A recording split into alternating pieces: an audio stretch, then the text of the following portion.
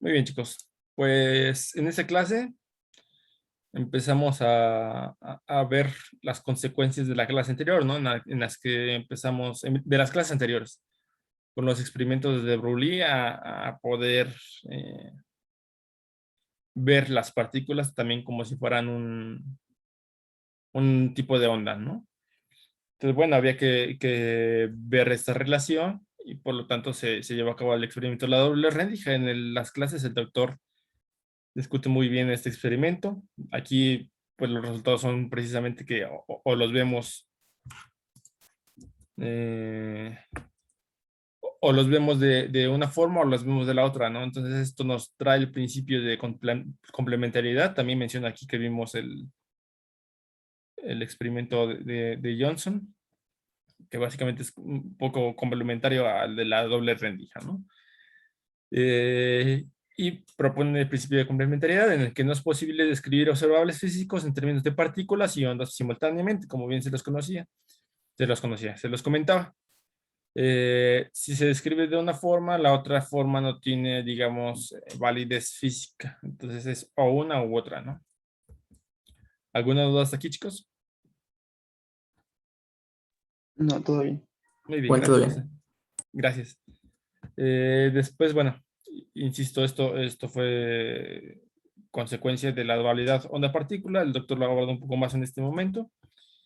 Y luego empezamos a ver el principio de incertidumbre de Heisenberg. De hecho, el doctor hizo la deducción de cómo se obtiene esto, o bueno, de cómo se obtuvo en su momento.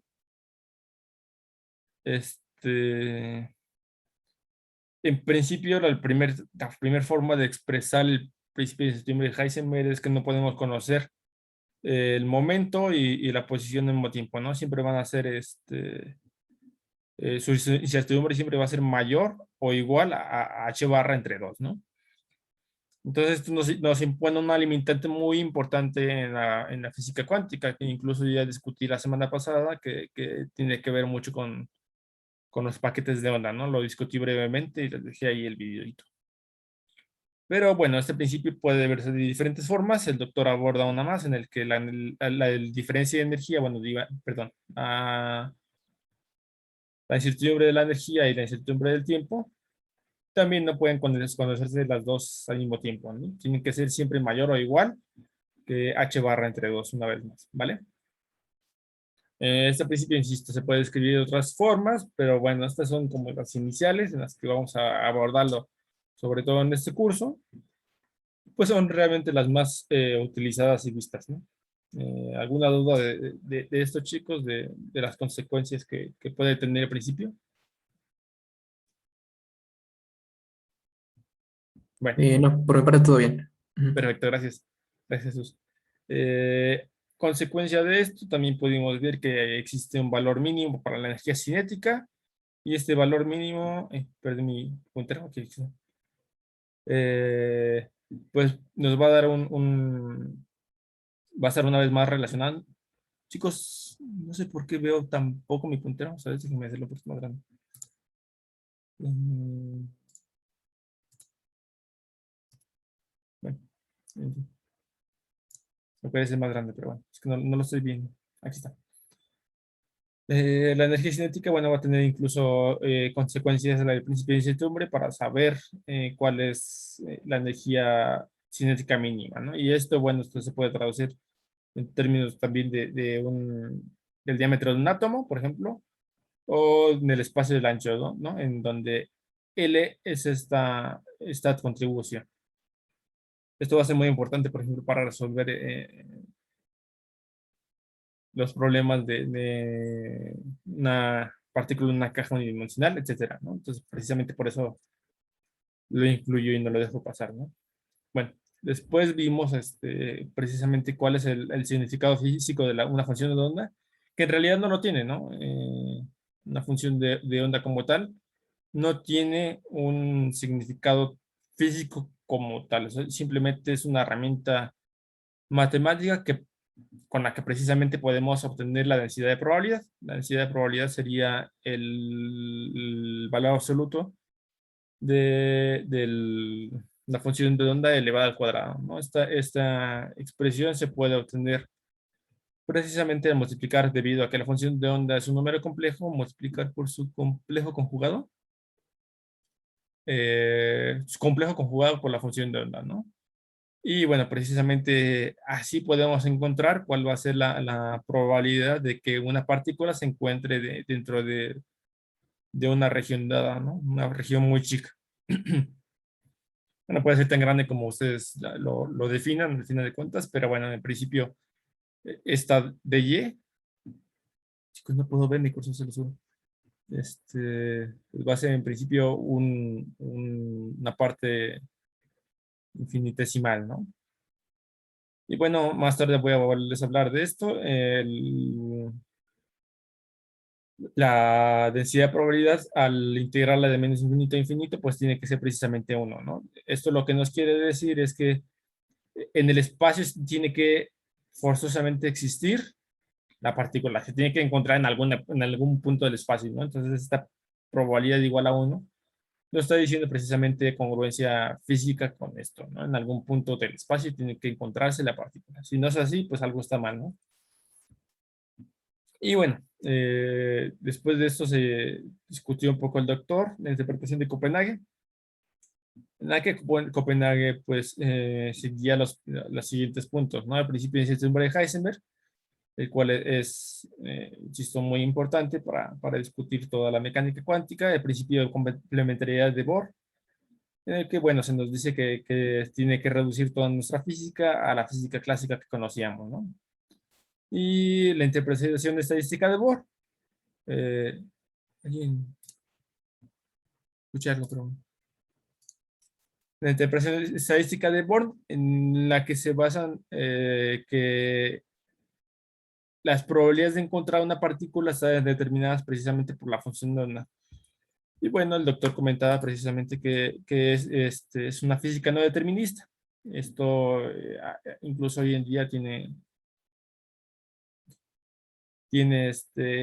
digamos, su contraparte, que personas que no la aceptan del todo, precisamente porque al no ser determinista, pues en realidad nunca se puede saber con precisión dónde se encuentra, por ejemplo, una partícula, ¿no? Y esto es muy diferente de lo que hasta el momento íbamos viendo con la física clásica, ¿no? En que hay que, si conocemos el inicio de una partícula y a qué velocidad está, siempre podemos determinar precisamente su posición y su momento, ¿no? Más propiedades físicas. ¿Alguna duda hasta aquí, chicos? No, todo No, bien. Todo Muy bien, bien. gracias. Luego el doctor empezó a abordar el problema de una partícula en una caja, pero bueno, en realidad no lo abordó de forma, digamos, muy detallada, fue más que nada discusión. Tenemos una caja de potencial y bueno, aquí adentro puede o no puede estar una partícula, ¿no? Dependiendo de qué tipo de paredes tenga. Si son infinitas, pues es lo más sensato es que estuviera aquí, ¿no? Y bueno, incluso lo que alcanzamos a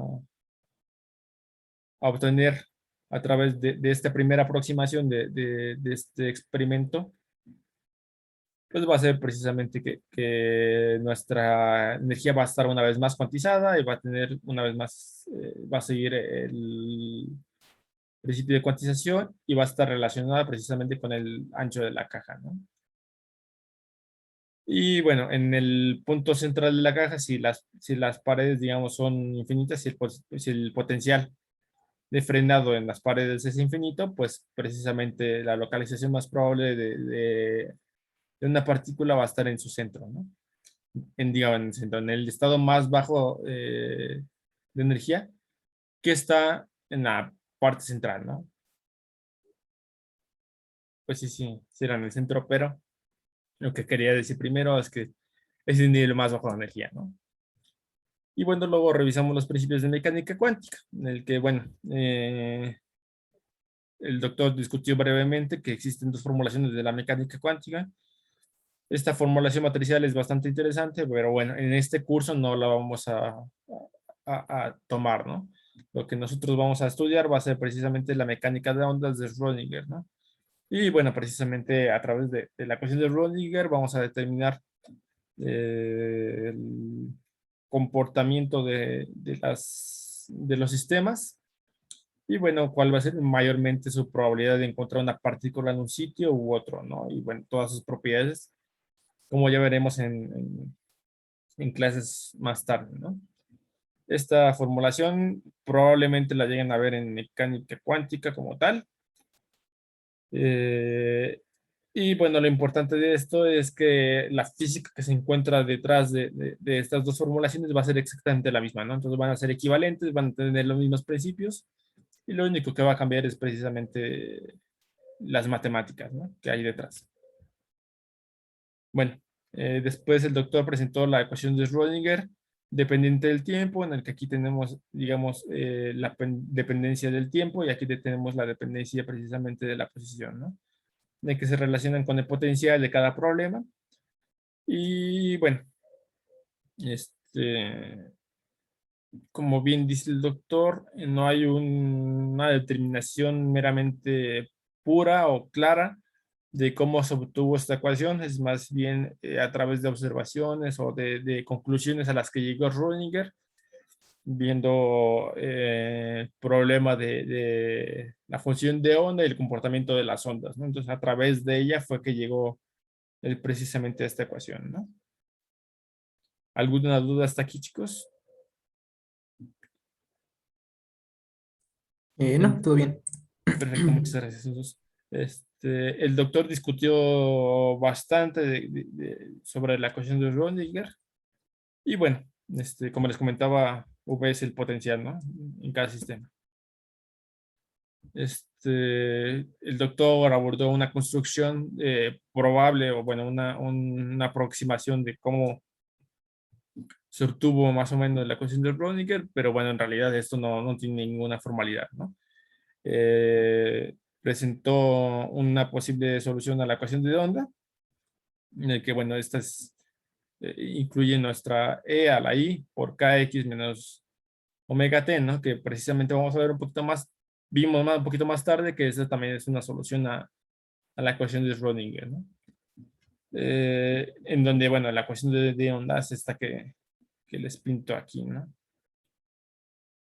Si se dan cuenta es bastante, tiene algunas similitudes con la ecuación de Schrödinger en el sentido en que las dos ecuaciones tienen, aquí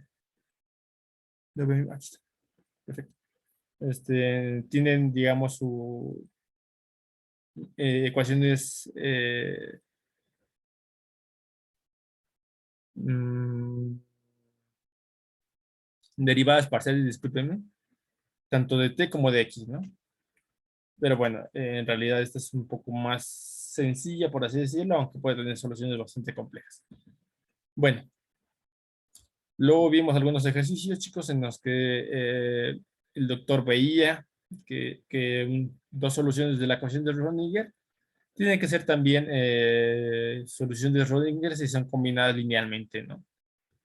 Es decir, si yo tengo un resultado 1, que es una solución de la ecuación de Schrödinger, y un resultado 2, pues al sumarlas linealmente, pues también van a ser las dos soluciones de la ecuación de Schrödinger, ¿no? Entonces esto nos permite tener el principio de superposición en las soluciones de Schrödinger.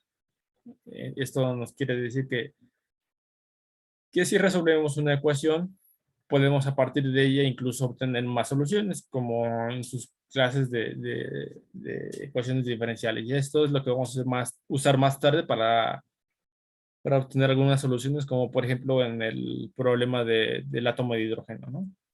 Vamos a usar precisamente este principio. Y bueno. Lo vimos que precisamente como les comentaba, esta es una posible solución a la ecuación de Schrödinger en el que presentamos aquí nuestra E. Y bueno, en realidad esta es una suma, ¿no? De seno y coseno, ¿no? Como pueden ver en las clases del doctor.